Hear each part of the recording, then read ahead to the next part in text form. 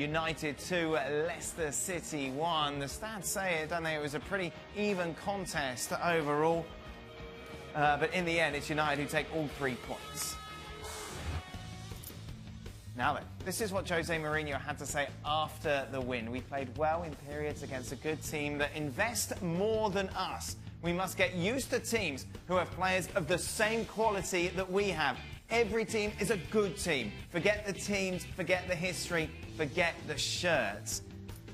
It's quite a statement from Mourinho, and I suppose if you look at it just in black and white, he's got a point. Leicester City have indeed. He's got a point. Leicester brought more players in They spent more money than United.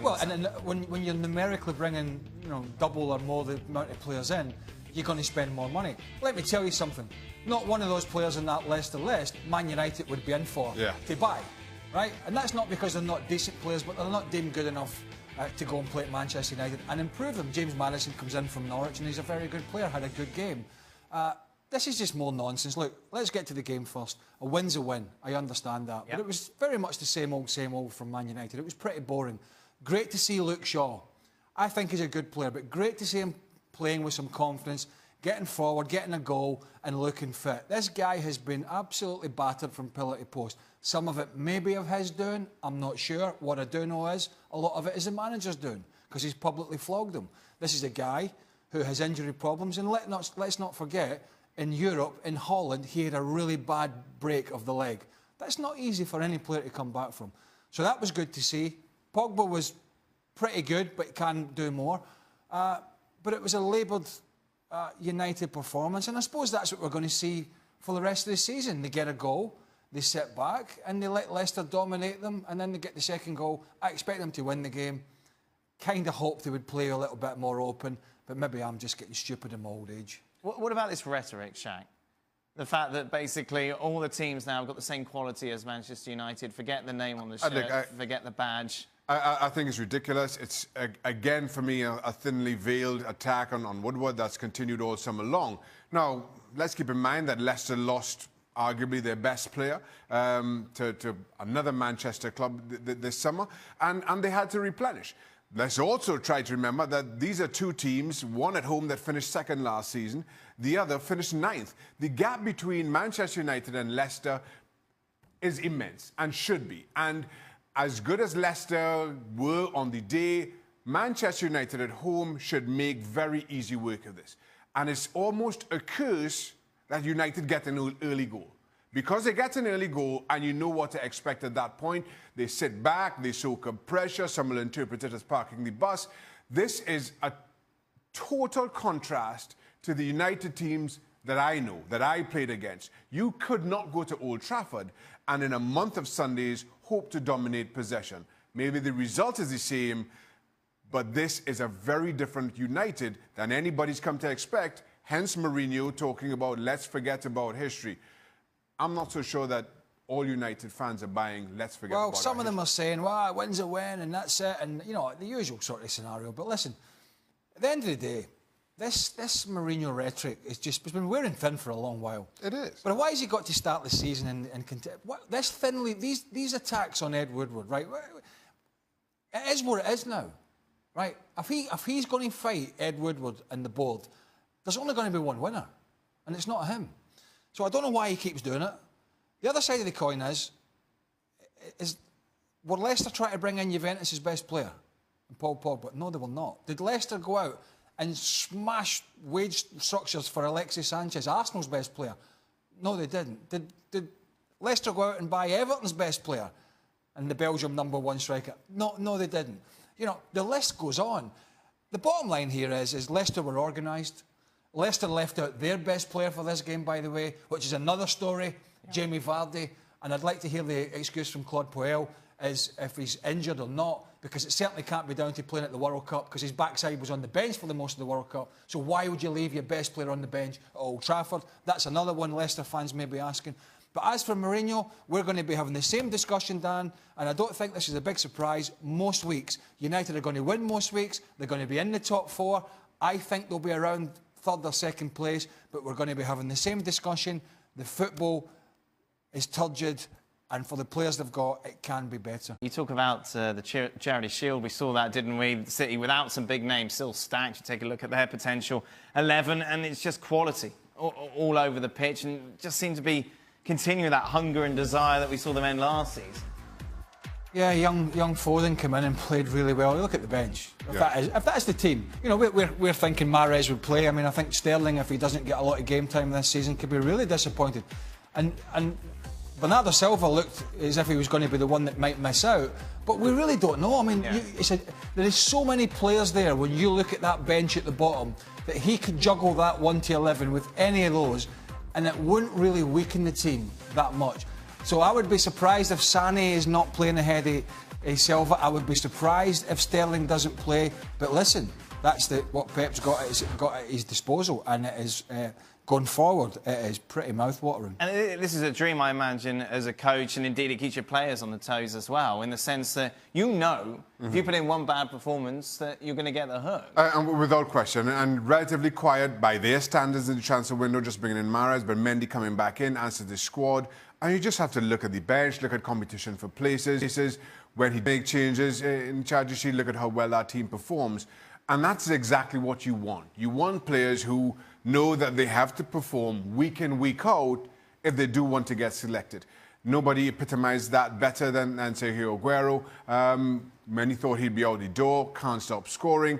And now Gabriel Jesus, when he's given an opportunity, has to match. And that's how you want it everywhere along the path. City are favourites going into the clash at the Emirates. Arsenal coming in at 3-1, 14-5 the draw. It really is a bit of a baptism of fire, isn't it, for Unai Emery, Craig? I suppose a couple of ways looking at it: get that game out of the way early and then move on, because City looked great in the Community Shield against Chelsea. It could have been 4 or 5, and that was with a weakened team. I know Chelsea left some players out as well. There's been some activity for Arsenal. Torreira coming in obviously gives them a boost in midfield. I think if Nzonzi had been signed, that would have been a huge bonus, but that didn't happen. I know Emery wanted him. But Mustafi and Socrates is a pairing at the back, if that's what it is. It's very experienced, but I don't... It's not filling me fully confidence. That back four... If that back four keeps a clean sheet against this Man City side, I'll be shocked. That's all I'm saying. I think they will get goals this season against other teams. I think they can have a good season, but I'd be surprised if they're going to be a match for this Manchester City side, even at home on match day 1. You go into this expecting Arsenal to lose, and anything else is a bonus, pretty much. Yeah, without question, especially when you consider how good City were to start last season, how good they were in the Community Shield against Chelsea, as Craig mentioned. And this is a new-look Arsenal. New manager coming in, trying to find out as much as he can about the squad, where they have to go. It's a good yardstick against a team that dominated last season. I don't see Arsenal getting an awful lot, but Unai Emery certainly learns a lot about his squad and what's needed and how best they can play. Welcome to Extra Time. The Premier League, of course, back today. United taking on Leicester. You nearly forgot. United won. United won, and it was pretty boring. But they got the job done. As it said on the tin. Did you have any United players in your Premier League? Yes. I think I had... I certainly had Marcus Rashford. Right. That was good. Sandwich in between Kane and Aguero. Oh. I'm not sure how many others I have. Oh. I couldn't afford them. Jack, have you done fantasy this year? Nobody invited me. Oh, come on. Did Russenal not invite you? Were you not on Tony's email? Wow, Shaq. What, he liked you as well. Why are Barca trying to sign Pogba? Is he actually good enough to get into Barca's first team? If his relationship with Mo is the reason he wants to leave, why not stay when there's a chance the manager would just get sacked? He's not going to last, is he? I don't think so. No, he's camped. Would he get No. I was not going to leave, no. What do you think of his penalty today? Would he get in Barcelona's team? It was Zaza-esque. It was a bit Zaza-esque, wasn't it? Zaza light. Didn't have the high knee lift. I think Pogba will get into Barca's team. Don't ask me for who, but I just think, well, isn't that my job? No. No? No, just read the questions. That's extra time job. Absolutely get in their team. Would that put you off as a goalkeeper if he did that as his run-up? No. What was your tactic, Shaq, for penalties? I just used to pick the ball out the back in it. Good. Was Alexis Sanchez a really good signing for Manchester United? No, that is a good question, because last year it looked like he was unsure where he was going to get the best out of him. And thus he was... Hence he was... Some of the games we just didn't see the Sanchez we saw at Arsenal. So I think the question will be down the road when we see more games this season, because he certainly didn't look like the guy that come up from North London. It's a very serious answer for extra time. It's a serious question. Well, I think it is a good question, actually, because we get lots of not very good questions. And I think it is a question. I mean, are we going to see the best of Alexis Sanchez? Can he find the right position? Do you think we will, yes or no? I think we'll see a better version than we did when he moved, but I'm not sure we're going to see the version that we saw at Arsenal. What does... Were you going to answer, Sean? No, not anymore. What does Eric Bailly need Like fantasy team, you just totally ignored me again. What does Eric Bailly need to do this season to be considered a top-class defender? Defend really well. Yeah. Stay fit. Perfect. No, he needs to stay fit. If he stays fit, then I think he could have an excellent season. I mean, this is way too serious. I was about to say, this is the most serious extra time Craig Bailey I've ever seen. Why does Steve Nicol have trouble getting his words out when he's upset? Because he's not... when he's what? When he's upset. And he's very easy to upset as well, isn't he? Up to the time I did that. Yeah, that upsets. When he fell out with you, yeah, he did. Because he thought you were trying to stitch him up on a live show. Yes. And he couldn't think. He's got very angry. And he started shouting at you when we were in the break. And I started... obviously wound the situation up a bit. Oh, dear. When he does that... Yeah, then he'll say... Shaka, you don't have any problems getting your words out. You get many words out sometimes. I have no idea what I'm talking about. That's funny when Shaq... Those ideas, those words don't make sense next to each other. Just not now, Gab. Just not now. Not today, Gab. Not today, laddie, not today. Oh. That was an iffy moment on my part. That was brilliant. No, it wasn't. It was lasted a few iffy. It was days. iffy. It was iffy. It was fine, Shaq. You didn't do anything naughty. No, I didn't do anything naughty. I didn't say anything naughty. No, exactly, but... Where is don't be Gab? harder. On holiday? He's on holiday. Where'd they go? He didn't go to Tenerife, Germany, did he? Tenerife, I think. Did he go to Germany? No, I don't think... Ali's gone to We had Germany. been Tenerife. I think Ali's I just in get Tenerife. visions of Ali going around Germany on a train where he's looking at historical... I mean, Germany's a lovely country. I've been there. What do you want him to do when he goes to Germany? Well, I'm not... What do you want him to do?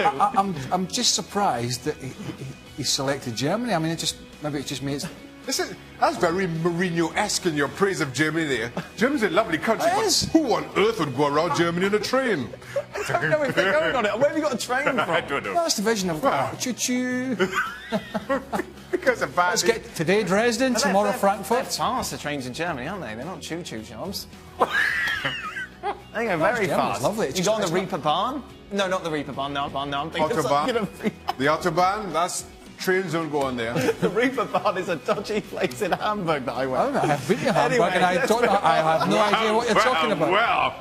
Oh, wow. I was filming a pilot there for a Anyway, show that's back where he in the is. day. So where's Gab? Wait, we need extra time for our extra time now. I can't take this extra time out. You've got to be way more serious. They didn't commission the show.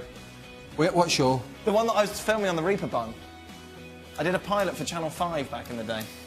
I've no idea what you're talking about. The Reaper Band, what's that? I'll need to look it up. Who wins the PGA Championship? Oh, sorry, I've gone for Molinari again.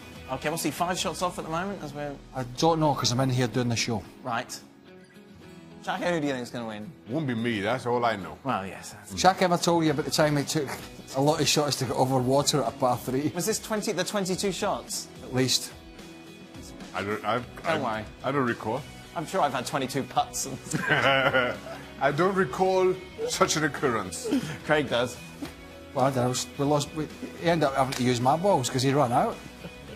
I think that's it. You're back tomorrow, aren't you? Are you working all weekend, Craig? Yeah, and good news is, because I know you boys hate me working on a Sunday, I'm working on a Sunday this week. Why are you doing that? So you can stick your highlights where the sun doesn't shine. Because Stevie's away, isn't he? Is he? Anyway. I'll not be doing any highlights. Oh, that's it. Oh, Craig's well, back. we turn off the lights. So Craig is here all weekend, ladies and gentlemen, showing us Yeah. highlights. And I'm going to galore. moan like hell. So many highlights.